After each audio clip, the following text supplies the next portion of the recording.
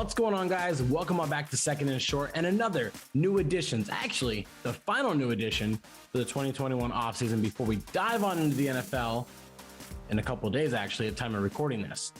And we're going to talk about wide receiver Will Fuller, a guy that I truly love. I think he's a great playmaker. I love him in fantasy, dynasty. I love him on the field. He's one of those guys that I think is a guy that can at any moment be a number one wide receiver. Kind of just said guy there like 5 times in a row.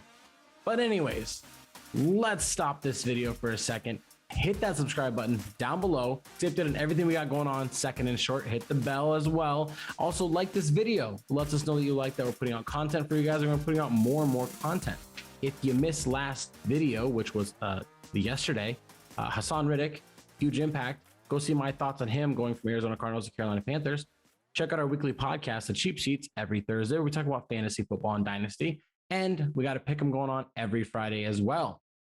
Be sure at the end of this video to check on some links that we got down below in the description, as you guys can join a contest we got going on for a season-long pick 'em and eliminator over on ESPN. Now let's jump back on into Will Fuller. A little rewind for everybody.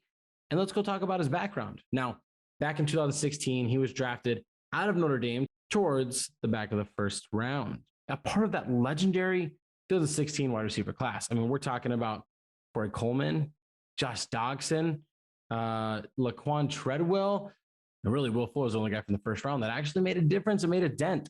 And I got to play opposite of, DeAndre Hopkins. I'm not sure if you guys have heard of him. Fantastic receiver, right? But he was always the number 2 there. He's averaging about 40 receptions, about 500 yards. But then last year, he gets to take that number 1 role. And through the first 11 games, he was fantastic. He was on pace to be a top 5 to 10 statistical wide receiver. He finished the year with 53 receptions, 879 yards, and 8 touchdowns. And then week 12 came by, 6-game suspension slapped on, missed the last 5 games of the NFL season. Might have been week 13.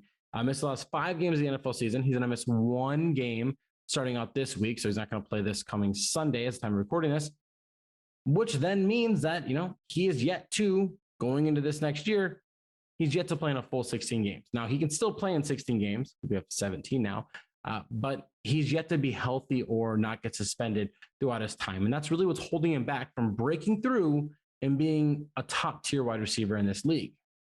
Now, fast forward to the sunny and awesome, fun, flowy springtime, offseason, 2021. Contract. He does what a lot of wide receivers are actually doing outside of Kenny Golladay, just kind of signing a 1-year deal. So he gets $10.5 million to go to the Miami Dolphins. A prediction that it kind of threw me for surprise. Like I knew they were going to get a receiver.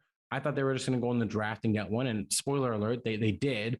But they went on and they got Will Fuller, a guy that they think can make a big impact for them. And he went and got a bag where he can play with a group that is upcoming, a quarterback that's supposed to be upcoming, a good offense, a great head coach, a good defense. Why not? A better situation than Houston, am I right? So he goes there where he really gets to pair with, Devontae Parker last year was like really the only bright spot. Preston Williams, yeah, if you're a fantasy dynasty guy, you like him.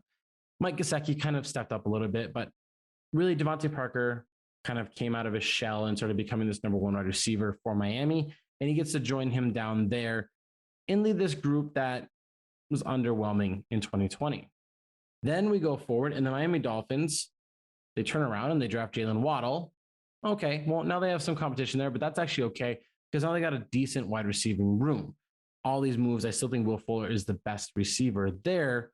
Jalen Waddle in a year or 2 will be the best receiver. But the Miami Dolphins were in desperate need of a guy that can stretch the field. I mean, they had speedster Jakeem Grant, but at 5'0", really, there's hardly anything he can do consistently. He's a great returner, but he can't do much on the field. Will Fuller is that guy that can do something on the field. He can take the top off a defense in no time. And he's going to fit with this team because adding in this 3-headed monster for Tua, a guy that is known to be pretty accurate at times, can really give the Dolphins a layer and like a receiving core that they've never truly had. It's going to be nice to see, especially when they have Myles Gaskins back there as well. A decent little running back group they got going on, as well as Malcolm Brown and Ahmed. If Tua is willing to take chances, the Miami Dolphins team can take a huge step in 2021 thanks to the help of Will Fuller adding in those underneath guys like Waddle and Parker makes his team almost unpredictable on who's going to get the rock. Now let's talk about his impact. We've kind of said it, but I feel like he's going to be comfortable playing in a similar role that he's played in the past couple of years. He's going to be able to stretch defenses, like we say, going to take pressure off of Parker, who's, your possession-based receiver, and he's going to allow Jalen Waddle to ease his way into play time, where ultimately they will be the 1-2 punch with Parker, I think, taking a third back seat, which is okay. Long term, I'm going to say this right now. He will be in Miami for 1 year. That is it. He's going to ball out, playing more games than he's ever played in a season. He's going to have over 1,000 yards receiving, breaking his career best of last year. He's going to have probably 10 touchdowns, breaking his career best last year. Probably have over 60 plus receptions, breaking his best of last year.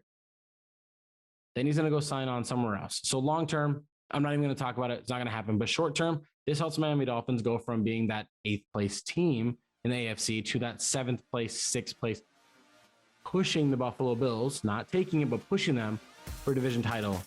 Probably going to settle for a wild card spot, and that's okay. And that's going to do it for us. Our final new additions episode for 2021, and I think it was fantastic. I think Will Fuller looks great. I'm a big fan. If you're a Miami Dolphins fan, you should be happy. He's going to be electric for you guys, and he is going to keep you guys in games that you're down by 14. What are you going to do? Boom, 80-yard bomb, Will Fuller. Now you're back in it. Thanks for listening, guys. Be sure, like I said, check out all of our social media outlets as we have content coming out every single day on all of our platforms. We got videos like this coming up weekly, 2 to 3 videos a week. And also we have a podcast coming out every Thursday. If you like fantasy and dynasty football, we're your guys on the cheap seat. Thank you guys, and we'll see you in the next video.